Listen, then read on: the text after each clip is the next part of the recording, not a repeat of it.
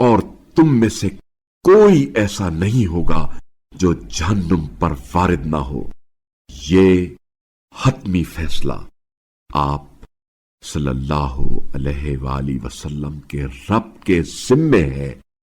پھر اہل تقوی کو نجات دیں گے اور ظالموں کو اس میں گھٹنوں کے بل پڑا چھوڑ دیں گے۔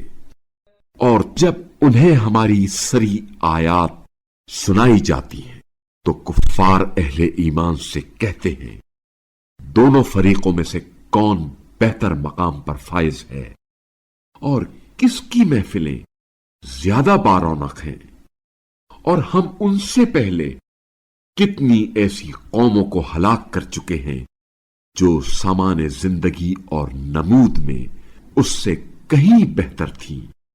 کہہ دیجئے، جو شخص گمراہی میں ہے اسے خدائے رحمان لمبی مہلت دیتا ہے، لیکن جب وہ اس کا مشاہدہ کریں گے جس کا وعدہ ہوا تھا، خواہ وہ عذاب ہو یا قیامت، تو اس وقت انہیں معلوم ہوگا کہ کس کا مقام زیادہ برا ہے اور کس کا لاؤ لشکر زیادہ کمزور ہے۔ اور جو لوگ ہدایت یافتہ ہیں اللہ ان کی ہدایت میں اضافہ فرماتا ہے، اور آپ صلی اللہ علیہ وآلہ وسلم کے پروردگار کے نزدیک باقی رہنے والی نیکیاں ثواب کے لحاظ سے بہتر ہیں اور انجام کے لحاظ سے بھی بہتر ہیں۔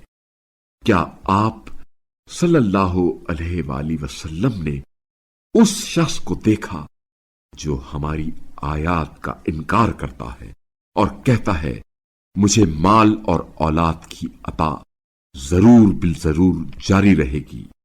کیا اس نے غیب کی اطلاع حاصل کی ہے یا خدائے رحمان سے کوئی عہد لے رکھا ہے؟ ہرگز نہیں۔